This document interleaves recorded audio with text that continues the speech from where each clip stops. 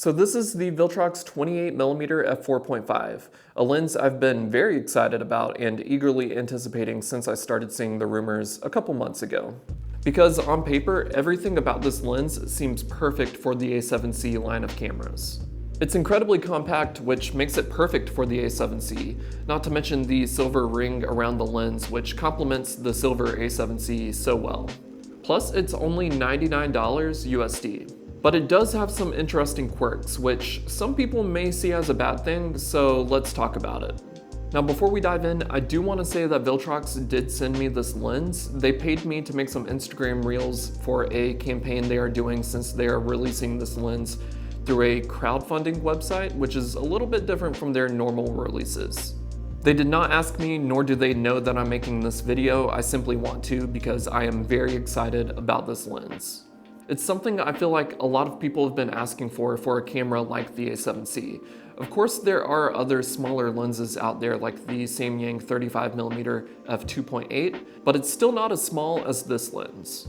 Now, I have not had the chance to go out and film a photo walk video with this lens yet, but I have been using it for the past couple weeks. For me, it's personally been an everyday carry lens combined with my original Sony A7C, which is what I think a lot of people will probably end up using this lens for. So I've mostly been shooting with this lens around my new apartment that I just moved into, and then whenever I go out, I will take this lens and this camera with me, and I've been having a lot of fun using it. 28mm is pretty much the perfect focal length for capturing, everyday life. The 4.5 aperture does leave a little bit to be desired in low light, but most of the time when I'm out shooting, I shoot around f4 anyways, so it hasn't really been a problem for me. So one of the first interesting quirks about this camera is the fact that there is no lens cap whatsoever. You turn on the camera and then you slide this little lever at the bottom and it reveals the front element. Now, I've personally never seen this before, so I don't know if it's a new concept, but it's been really convenient because then you don't have to worry about losing a lens cap. Now, the caveat to this, because the lens is so small and there is no lens cap, there is also no filter threads on the front of the lens. So you cannot screw on any kind of filter, whether it's a polarizer or a mist filter. But I will say from the photos I've shot with this lens, the light has a very soft glow to it. It's almost as if there's a coating on the front of the lens, which kind of gives it that mist filter look. So it adds a nice little bit of flair to your photos. But with that, you do lose a lot of contrast when you're shooting in high contrast situations. So if you're shooting in a dark room and there are bright windows, you will definitely start to notice that these shadows start to wash out a little bit, which is common with mist filters depending on which one you buy, which also tends to be the reason why I don't use them too often. But it kind of works out for this lens, because before I knew that there were no filter threads on this lens, I was planning on buying the Short Stash Everyday filter to put on here, but now I don't really need to. But I will say that the sun flares that you can get out of this lens look really nice, and the overall sharpness of the images is actually really impressive too for being a $99 lens. So it's really hard not to recommend this lens because it is so cheap.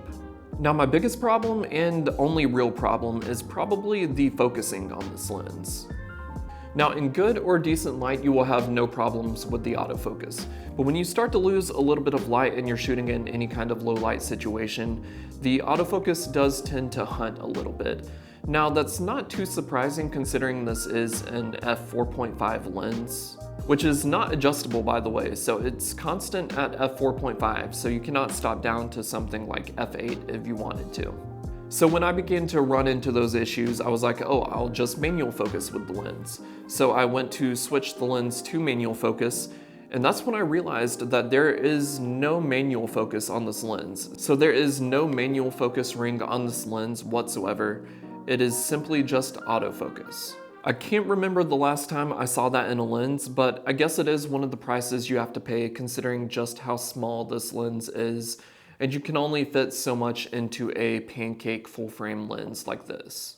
Now I did notice that the autofocus does perform a lot better on the A7CR and probably the A7C II as well compared to my original Sony A7C, which could partially be thanks to the AI improved autofocus of the newer cameras, but at the same time, it wasn't so much worse on the original A7C that it made me not want to use this lens on the original A7C, which is what I intend on doing.